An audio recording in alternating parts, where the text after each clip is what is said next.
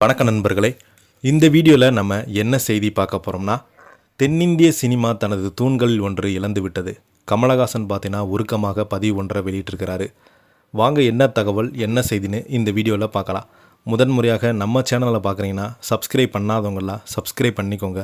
Bell button symbol அமைக்கி நம்ம சேனலோட நோட்டிஃபிகேஷனை எனபிள் பண்ணிக்கோங்க. நாங்கள் போடுற வீடியோ எல்லாமே உங்களுக்கு உடனுக்குடனே வந்து சேரும். பிரசாத் லேப்ஸ் நிறுவனத்தின் தொழில்நுட்ப தலைவர் எஸ் சிவராமன் மறைவுக்கு நடிகர் கமலஹாசன் உருக்கமாக இரங்கல் தெரிவித்திருக்கிறாங்க. தென்னிந்திய திரையுலகின் கார்பாறை போன்ற தூண்கள் என கமலஹாசன் புகழ்ந்திருக்கிறாரு. இப்போ பார்த்தீங்கன்னா இந்த செய்தி சோசியல் மீடியாவில் வைரலாகிட்டு வருது. தென்னிந்திய திரையுலகின் தொழில்நுட்ப வளர்ச்சிக்கு முக்கிய பங்களிப்பு செய்தவர்களில் ஒருவராக அறியப்பட்ட பிரசாந்த் லேப்ஸ் நிறுவனத்தின் தொழில்நுட்ப தலைவர் எஸ் சிவராமன் அவர்கள் சில நாட்களுக்கு முன்னேற்று இறந்து போயிருக்கிறாரு. அவருடைய மறைவு திரையுலகம் மற்றும் பெரும் சோகத்தை ஏற்படுத்தியுள்ளது.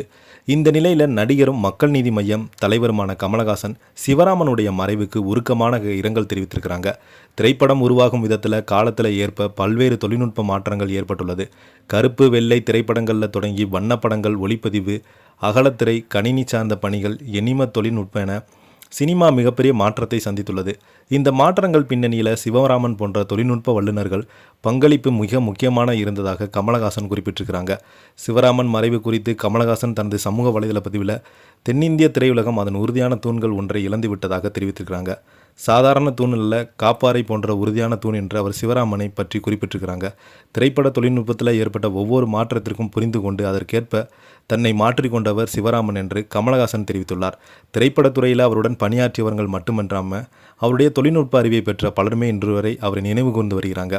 படப்பிடிப்பு முடிந்த திரைப்படம் திரையிடுவதற்கு தயார்படுத்தும் பணிகளில் செயலாக்கம், வண்ண சீரமைப்பு, ஒளி தொழில்நுட்பம் உள்ளிட்ட பல்வேறு துறைகளில் சிவராமன் அவர்கள் முக்கிய பங்காற்றியிருக்கிறார்.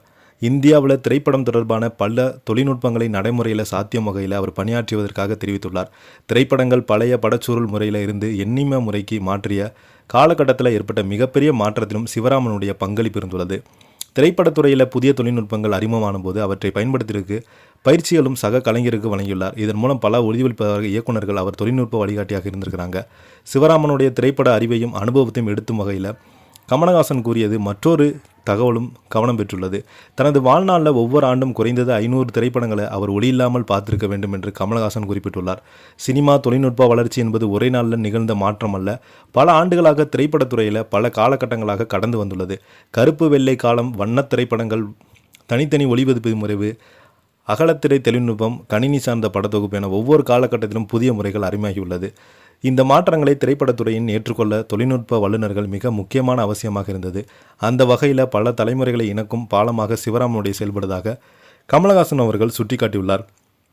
ஒரு திரைப்படம் வெற்றி பெறுவதற்கு நடிகர் மற்றும் இயக்குநர்கள் மட்டுமின்றி திரைக்கு பின்னால் பணியாற்றும் ஏராளமான தொழில்நுட்ப கலைஞர்களின் உழைப்பு முக்கியமானது.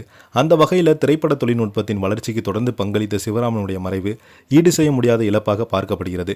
இந்த செய்தியை பற்றி நீங்கள் என்ன நினைக்கிறீங்கன்னு கீழே உள்ள கமெண்ட் பாக்ஸில் மறக்காம பதிவிடுங்க. நன்றி, வணக்கம்.